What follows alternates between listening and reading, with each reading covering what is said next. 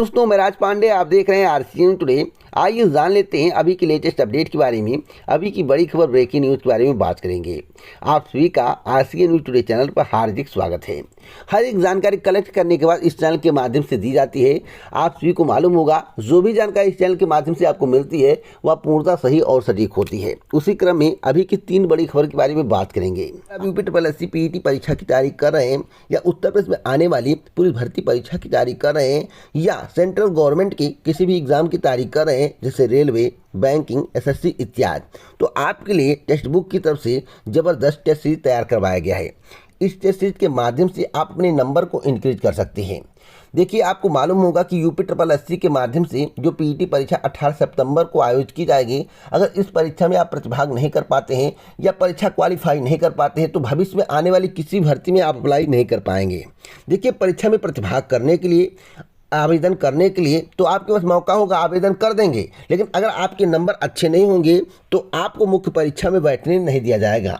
आप short list कर दिए जाएंगे और बाद में आपको इस बात का एहसास होगा कि हमने अच्छी तरीके से तैयारी नहीं की, हमें सिलेबस का ज्ञान नहीं था, हमें क्या पढ़ना था इसके बारे में जानकारी नहीं थी, इसलिए आज हमारा नंबर मुख्य परीक्षा के लिए नहीं आ रहा है। तो टेक्स्ट बुक ने सिलेबस के अनुसार आपके लिए ज़बरदस्त टेस्ट सीरीज तैयार करवाया है।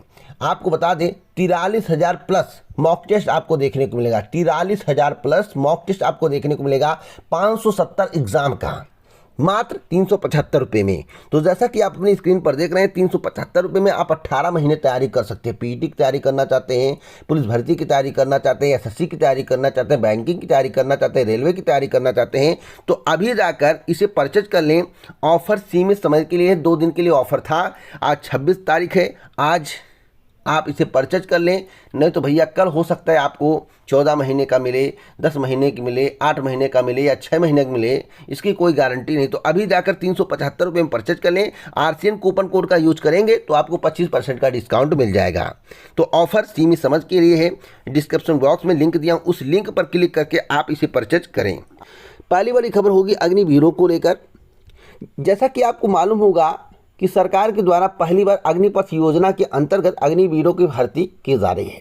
इसका काफ़ी विरोध हुआ। विरोध होने के बावजूद अगर लाखों की संख्या में आवेदन हो जाएं तो इसका मतलब है कि जो विरोध हो रहा था वह फेक था या तो जो आवेदन कराए गए वह फेक है। 2 में से एक ही हो सकता है। अगर विरोध के बावजूद आवेदन सही रूप से ज़्यादा हुए हैं, इसका मतलब है कि कुछ भी विरोध नहीं था, केवल हाहुल्ला था और जो लोग विरोध कर रहे थे वह अराजक तत्व थे। यानी कि विरोध होना, अचानक आवेदनों की संख्या में इतनी ज़्यादा वृद्धि होना कि समझ से परे हो, तो इसका मतलब है कि देश में बेरोजगारी चरम पर है। कुछ मिल जाए तो खा लेंगे, ऐसी स्थिति प्रकट हो गया है। यानी कि जो परमानेंट की मांग थी वह मांग धीरे धीरे करके समाप्त हो रही है। जो मिल जाए उसी को कर लूँगा, 10,000, 15,000, 20,000 सैलरी मिल जाए वही काफ़ी है, अब हमें 40,000, 50,000 नहीं चाहिए, ऐसी स्थिति उत्पन्न हो गई, ऐसा प्रतीत होता है। तो अभी मैं आपको डाटा दूंगा कितना आवेदन नौसेना भर्ती के लिए हुआ है, महिलाओं ने कितना किया है, टोटल क्या है, पूरी जानकारी मैं आपको दूंगा, इसलिए वीडियो को अंत तक देखिएगा। एक और महत्वपूर्ण जानकारी मैं आपको दूंगा लेखपाल भर्ती को लेकर। देखिए, लेखपाल भर्ती परीक्षा का आयोजन हो चुका है। पेपर लीक हुआ, नहीं लीक हुआ, सभी को पता है। सेंटरों पर धांधली की गई, नहीं की गई, सभी को पता है।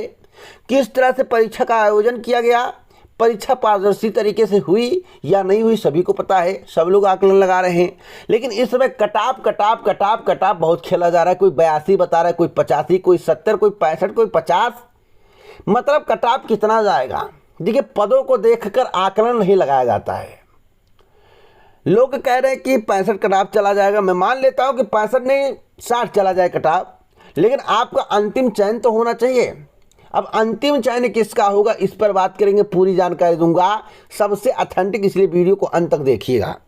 एक और महत्वपूर्ण जानकारी दूंगा, यूपीपीसीएल में आ गई बम्पर भर्ती। अगर आपका शैक्षिक अर्हता मौजूद है, अगर आप आवेदन करना चाहते हैं तो आप आवेदन कर सकते हैं। उसका भी नोटिफिकेशन दिखाऊंगा, पूरा बताऊंगा।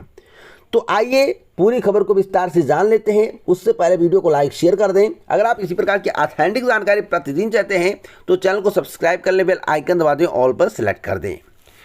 देखिए, पहली खबर, नौसेना में भर्ती को लेकर है। नौसेना में कितने आवेदन हुए हैं, यानी कि अग्निवीर भर्ती के लिए कितने आवेदन किए गए हैं। देखिए जो डाटा मेरे पास आया है, लगभग 9,55,000 के करीब 9,55,000 के करीब आवेदन हुए हैं, जिसमें से 82,000 महिलाओं ने आवेदन किया है अग्निपथ योजना के अंतर्गत अग्निवीर बनने के लिए। बातों को ध्यान से सुनिएगा, अग्निपथ योजना के अंतर्गत अग्निवीर बनने के लिए 9,55,000 आवेदन हुए हैं, जिसमें से 82,000 महिलाओं ने भी आवेदन किया है। यानी कि महिलाओं का रुझान भी अग्निपथ योजना के तहत अग्निवीर भर्ती में शामिल होने का दिख रहा है। डाटा आपको पता चल गया, ऑथेंटिक जानकारी है, पता कर लीजिएगा। बात गलत निकले चैनल को अनसब्सक्राइब करके चले जाइएगा। अब आइए जान लेते हैं यूपी पीसीएल की नई भर्ती को लेकर, उसके बाद लेखपाल भर्ती पर चर्चा करेंगे। तो चलना होगा टेलीग्राम चैनल पर, विस्तार से पूरी जानकारी दूंगा। तो आइए चलते हैं टेलीग्राम चैनल पर। तो जैसा कि आप अपने स्क्रीन पर आरसीएन न्यूज़ टुडे का टेलीग्राम चैनल देख रहे हैं और मेरे द्वारा टेलीग्राम पर आपको जानकारी दे दी गई है कि यूपी पीसीएल में वैकेंसी आई हुई है और आप आवेदन कर सकते हैं। अब पीडीएफ खोलकर मैं आपको दिखाता हूं। जैसा पीडीएफ पे क्लिक करता हूं और पीडीएफ ओपन हो जाता है, यहां पर देखिए लिखा हुआ है विद्युत सेवा आयोग Uttar Pradesh power corporation limited. भर्ती आ गई है। पद का नाम है कार्यालय सहायक। 416 पद जो है अनारक्षित के हैं। आर्थिक रूप से कमजोर वर्ग यानी कि ईडब्ल्यूएस के 103 पद हैं। अन्य पिछड़ा वर्ग के 278 पद हैं। अनुसूचित जांच के 216 पद हैं। अनुसूचित जांच के 20 पद हैं। उपरोक्त पदों में अनुसूचित जनजाति बैकलॉग के 8 पद शामिल हैं। दोस्तों मैं एक महत्वपूर्ण जानकारी देना चाहता हूं और यहां पर आपको पढ़ने की आवश्यकता कि Uttar Pradesh power corporation limited एवं उसके सहयोगी वितरण निगमों हेतु समूह ग के अंतर्गत कार्यकारी सहायक के पद हेतु निम्न श्रेणीवार रिक्त पदों पर सीधी भर्ती के माध्यम से प्रतियोगात्मक परीक्षा द्वारा चयन हेतु निर्धारित योग्यता रखने वाले भारतीय नागरिकों से आवेदन केवल ऑनलाइन माध्यम के द्वारा आमंत्रित है। व्यक्तिगत रूप से कोई भी आवेदन स्वीकार नहीं किया जाएगा। अब यहाँ पर समान अर्हता के बारे में जानकारी दी गई है। उसके पहले मैं आपको बताना चाहता हूँ वेतन के बारे में। देखिए वेतन मैट्रिक्स लेवल 4 में वेतन 27,200 से 86,100 रुपये एवं अन्य भत्ते Uttar Pradesh power corporation limited लागू नियमानुसार दे होगा। यानी कि जो नियम होगा यूपी पीसीएल का उसके अनुसार आपको मिलेगा महंगाई भत्ता, लेकिन वेतन कम से कम शुरुआती दौर में 27,000 प्लस ही आपको मिलेगा। यहाँ पर समान अर्हता के बारे में बताया गया है। यहाँ पर बताया गया है कि राष्ट्रीयता सेवा में किसी पद पर सीधी भर्ती हेतु यह आवश्यक है कि अभ्यर्थी भारत का नागरिक हो, तिब्बती शरणार्थी हो, जो भारत में स्थायी निवास की अभिप्राय से 1 जनवरी 1962 के पूर्व भारत आया हो, भारतीय मूल का ऐसा व्यक्ति हो जिसने भारत में स्थायी निवास के अभिप्राय से पाकिस्तान, म्यांमार, श्रीलंका, किसी पूर्वी अफ्रीका देश, केन्या, युगांडा और यूनाइटेड रिपब्लिक ऑफ तंजानिया से प्रबंधन किया हो। देखिए इसको आप पढ़ लीजिएगा, नोटिफिकेशन टेलीग्राम चैनल पर है। आगे चलते हैं। आयु के बारे में बताया गया कि दिनांक 1/1/2022 को न्यूनतम आयु 21 वर्ष होनी चाहिए। दिनांक 1/1/2022 को अधिकतम आयु 40 वर्ष होनी चाहिए।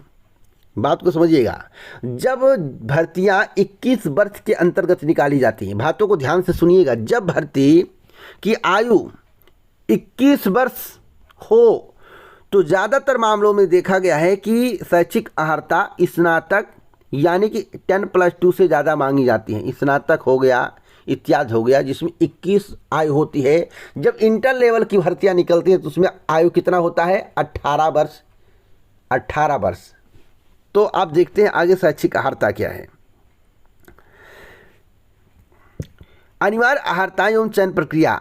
अनिवार्य अर्हता एवं चयन प्रक्रिया का विवरण बताया गया है। भारत में विधि द्वारा स्थापित किसी मान्यता प्राप्त विश्वविद्यालय से स्नातक। देखिए मैंने कहा जब किसी भी भर्ती में आयु, ऊपर से देख लीजिए, क्वालिफिकेशन बाद में देखिएगा आपको पता चल जाएगा। जब किसी भी भर्ती में आयु 21 वर्ष से 40 वर्ष या 21 वर्ष से 35 वर्ष यानी कि स्टार्टिंग 21 वर्ष हो तो उसमें स्नातक से कम मांगा ही नहीं होगा, 99% यही मानकर चलिए। तो साफ साफ देखिए यहाँ पर लिखा हुआ कि भारत में विधि द्वारा स्थापित किसी मान्यता प्राप्त विश्वविद्यालय से स्नातक की उपाधि अथवा किसी राज्य सरकार द्वारा मान्यता प्राप्त समकक्ष डिग्री आपके पास होनी चाहिए। यानी कि विश्वविद्यालय से, किसी मान्यता प्राप्त विश्वविद्यालय से अगर आपके पास स्नातक है तभी अप्लाई कर पाएंगे, या उसके समकक्ष डिग्री है तभी अप्लाई कर पाएंगे। कंप्यूटर पर हिंदी टंकण में न्यूनतम 30 शब्द प्रति मिनट की गति अनिवार्य है। चयन प्रक्रिया लिखित एवं दक्षता परीक्षा के आधार पर की जाएगी। तो आप लोग जो है इस नोटिफिकेशन को पढ़ लीजिएगा। समान अध्ययन, तार्किक ज्ञान, समान हिंदी, समान अंग्रेजी से प्रश्न पूछे जाएंगे। लेवल इंटर लेवल होगा, आपका जो पेपर का लेवल होगा वह इंटर स्तरीय होगा। प्रश्नों की संख्या 25, 45, 55, 55। कुल अंक 180 होगा, यानी कि 25, 45, 55, 55, यानी कि एक प्रश्न पर एक ही अंक आपको मिलेगा। बातों को समझ गए होंगे। टाइपिंग क्या होगा, कुर्ती दियो 0, 10 या 0, 16 लिखा हुआ है, 16 लिखा हुआ फॉन्ट में ली जाएंगी, 16 फॉन्ट में ली जाएगी। और यहाँ पर देखिए गति के बारे में बताया गया है 30 प्रति मिनट की गति से, और अंग्रेजी टंकण 35 शब्द प्रति मिनट की गति से। तो आप समझ गए होंगे, मुझे ज़्यादा कुछ बताने की आवश्यकता नहीं है।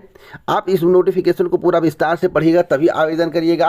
Notification RCN news today Telegram channel पर डाल दिया गया है। अगर आप टेलीग्राम चैनल ढूंढने से नहीं पा रहे, डिस्क्रिप्शन बॉक्स में जा रहे हैं, लिंक नहीं मिल रहा है, तो सीधे टेलीग्राम चैनल पर जाइए, आरसीएन न्यूज़ टुडे सर्च करिए, आपको चैनल मिल जाएगा। एक ग्रुप होगा, एक चैनल होगा, दोनों को ज्वाइन कर लें। चलिए अब चलते हैं लेखपाल भर्ती को लेकर विस्तृत चर्चा करते हैं और बताते हैं आपको कि जो कटाप का खेल हो रहा है उसका मतलब क्या है। देखिए मैं आप सभी को बताना चाहता हूं, ज़्यादा कुछ नहीं बताऊंगा क्योंकि आप कहेंगे समय आपका नष्ट हो रहा है। लेखपाल परीक्षा का आयोजन हो चुका है और लेखपाल परीक्षा में धांधली के आरोप लगे हैं। लेखपाल परीक्षा का कटाप कितना जाएगा, कटाप खेला जा रहा है। कोई कह रहा है कि 70, कोई कह रहा है 75, कोई कह रहा है 80, कोई कह रहा है 90। और जितने भी लेखपाल भर्ती परीक्षा में शामिल कैंडिडेट हैं, अभ्यर्थी हैं, उन सभी को चयन की ज़रूरत है। उन्हें चयन चाहिए, चाहे कटाप जितना भी जाए। तो ऐसे 2,70,000 लोग बैठे हैं परीक्षा में, तो सभी का चयन हो पाना संभव नहीं है। लेकिन मैं आपको बताना चाहता हूँ कि नवंबर के अंतिम और 15 दिसंबर के आसपास जब लेखपाल भर्ती परीक्षा परिणाम घोषित किया जाएगा, उस समय कटाफ क्या होगा, डॉक्यूमेंट वेरिफिकेशन के बाद कटाफ क्या होगा। देखिए जब परिणाम घोषित किया जाएगा नवंबर के अंतिम और 15 दिसंबर के आसपास डीबी के लिए, डॉक्यूमेंट वेरिफिकेशन के लिए, उस समय कटाफ आपको कम देखने को मिलेगा। आज ही मैं बता दे रहा हूँ आपको, क्योंकि 14,000 प्लस कैंडिडेट, 14 और 15,000 के आसपास कैंडिडेट रहेंगे। 14,000 प्लस कैंडिडेट को बुलाने की तैयारी चल रही, यानी कि ज़्यादा से ज़्यादा कैंडिडेट को बुलाने की तैयारी चल रही है, जिससे कटाफ कम जाए और लोग ऑब्जेक्शन ना करें, कि धांधली हुई, इतना कटाफ कैसे चला जाएगा। आप ध्यान से सुनिएगा मेरी बात। 8,085 पोस्ट हैं और 8,085 लोगों का चयन होना है। 15,000 को बुला लिया जाए, 14,000 प्लस को बुला लिया जाए, तो इसका मतलब है कि लगभग 7,000 लोग बाहर हो जाएंगे। लगभग 7,000 लोग भर्ती से आउट होंगे परिणाम जारी होने और डॉक्यूमेंट वेरिफिकेशन के बाद। तो जब परिणाम आपका जारी किया जाएगा डॉक्यूमेंट वेरिफिकेशन के लिए, अगर उस समय आपका नाम आ जाता है तो ज़्यादा खुश होने की आवश्यकता नहीं है, क्योंकि 8,085 पोस्ट है और कैंडिडेट की संख्या 14,000 प्लस है। इसका मतलब है कि 8,085 के बाद जितने भी कैंडिडेट बुलाए गए हैं वह एक्स्ट्रा बुलाए गए हैं डीबी के लिए। और मैं आपको बता दूं, डॉक्यूमेंट वेरिफिकेशन में बहुत कम कमी देखने को मिलती है। तो जो डॉक्यूमेंट वेरिफिकेशन के समय का कटाफ होगा वह कितना होगा, आपके जहन में एक सवाल है। तो दोस्तों कट ऑफ कम भी किया जा सकता है क्योंकि फाइनल में कट ऑफ बढ़ना तय है। तो मैं बहुत कम मान लूँ तो 68 से लेकर 70 तक डीबी का कट ऑफ हो सकता है जनरल कैटेगरी का, 70 तक, 68 से लेकर 70 तक। लेकिन इस कट ऑफ से खुश होने की आवश्यकता नहीं है। जिसका नंबर 68-70 बन रहा है उनको ज़्यादा खुश होने की आवश्यकता नहीं है। हाँ, उन्हीं को खुश होने की आवश्यकता है, ज़्यादा खुश होने की आवश्यकता है। पूर्णतः यह समझ लेना चाहिए कि उनका चयन हुआ है। अगर कुछ बहुत पारदर्शी तरीके से भर्ती परीक्षा आयोजित की गई होगी, कुछ बहुत अगर धांधली हुई होगी तो कोई बात नहीं है, ज़्यादा धांधली ना हुआ हो। तो अगर आपका 75 प्लस नंबर है तो आपको खुश रहना चाहिए, परेशान होना नहीं चाहिए। मैं एक बात फिर बता दूं, अगर बड़े स्तर पर धांधली हुई होगी, ओएमआर सीट भरा गया होगा, सेंटर पर नकल हुई होगी, व्यवस्थाएं की गई होंगी दलालों के द्वारा या किसी के द्वारा, तो भैया कट ऑफ 77 से 79 जाएगा फाइनल, यानी कि डॉक्यूमेंट वेरिफिकेशन के बाद जो फाइनल रिजल्ट आएगा। अगर ईमानदारी से होगा तो 74 से 77 वालों का चयन इस भर्ती में हो जाएगा। ईमानदारी से बता रहा हूं, अगर आप जनरल कैटेगरी के हैं। अगर आप ओबीसी कैटेगरी के हैं तो दोस्तों जो डीबी का कट ऑफ होगा सेम होगा या 1 नंबर का अंतर होगा जनरल ओबीसी में, और फाइनल कट ऑफ में अधिकतम 1 से 2 नंबर का अंतर आपको देखने के मिलेगा। यानी कि अगर ईमानदारी से भर्ती हो जाए, धांधली ना हुई हो, तो 74 से लेकर 77 जो फाइनल कट ऑफ होगा जनरल कैटेगरी का, तो उसी अनुसार देखा जाए तो 72 से लेकर 74 तक ओबीसी का कट ऑफ जा सकता है। यानी कि ईमानदारी से भर्ती प्रक्रिया होने पर इतना ही कट ऑफ जाएगा, इससे 1 नंबर ना ज़्यादा जाएगा और ना कम जाएगा, क्योंकि पदों की संख्या अधिक है। ध्यान से सुनिएगा बात को। उसके बाद रही ईडब्ल्यूएस की बात, तो ईडब्ल्यूएस का कट ऑफ और फीमेल का कट ऑफ सेम रहने वाला है। यानी कि डीबी के लिए जो फीमेल कैंडिडेट होंगे उनको जो है 62 से लेकर 65 नंबर पर बुलाया जा सकता है, 62 से लेकर 65 नंबर पर बुलाया जा सकता है। लेकिन फाइनल कट ऑफ जो है 65 से लेकर 68 तक हो सकता है, अगर ईमानदारी से भर्ती परीक्षा का आयोजन किया गया होगा।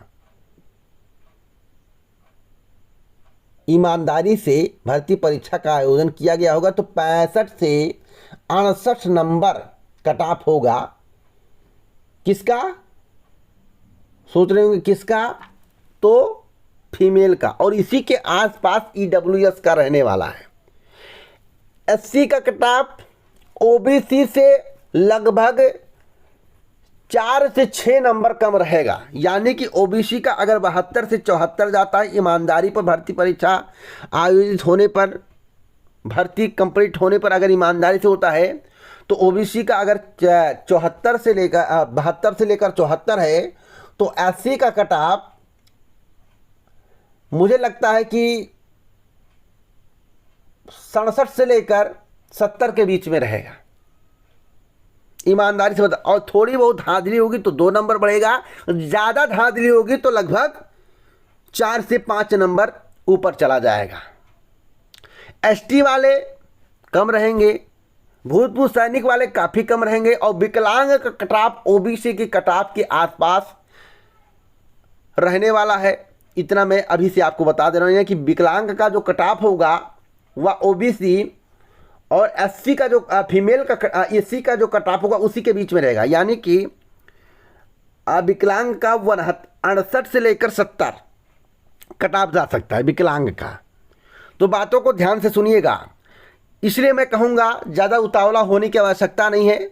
आपको ईश्वर से यही कामना करना चाहिए कि ईश्वर ज़्यादा धांधली ना हुआ हो, जिस तरह से आरोप लगे हैं। अगर धांधली नहीं हुआ तो जो कट ऑफ अभी मैं आपको बता रहा हूँ यही कट ऑफ जाएगा। धांधली हुआ होगा तो 2 से 4 नंबर बढ़ जाएगा। साथ ही साथ डीबी का परिणाम आने पर आपको खुश होने की आवश्यकता नहीं होगी। जिनका फाइनल कट ऑफ पर यानी कि जो डीबी का अंतिम कट ऑफ होगा, अगर उनका उतना ही नंबर है तो उनका चयन भी नहीं होगा। उन्हीं का चयन होगा जो डीबी से यानी कि डीबी के कट ऑफ से 3 से 4 नंबर एक्स्ट्रा होंगे, उन्हीं का चयन होगा। तो इससे ज़्यादा कुछ मुझे बताने की आवश्यकता नहीं। इसी प्रकार की ऑथेंटिक जानकारी के लिए चैनल को सब्सक्राइब करें, बेल आइकन दबाएं, ऑल पर सेलेक्ट करें। जय हिंद, जय भारत।